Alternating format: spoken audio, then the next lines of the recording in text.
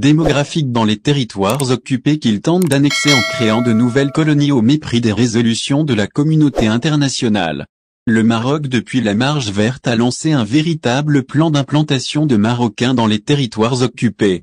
Il tente, par tous les moyens, de changer les rapports démographiques dans ces régions pour éventuellement influer sur le corps électoral qui serait concerné par le scrutin sur l'autodétermination. Il est nécessaire de rappeler que la RASD est un membre fondateur de l'Union africaine et que l'exclure de cette organisation ne sera jamais chose aisée pour lui.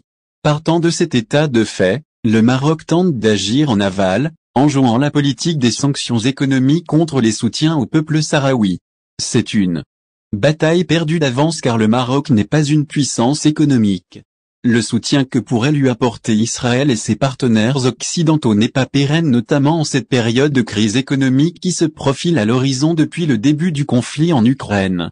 Aujourd'hui, le Maroc n'est même plus en mesure de financer sa loi de finances 2023 puisque la Banque mondiale et le FMI lui ont refusé tout emprunt sans rééchelonnement de sa dette extérieure.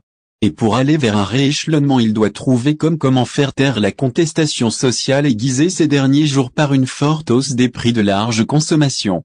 Les sanctions économiques agitées à la face de la République sud-africaine et des pays qui soutiennent la cause sahraoui ne sont finalement qu'un coup de bluff et rien d'autre.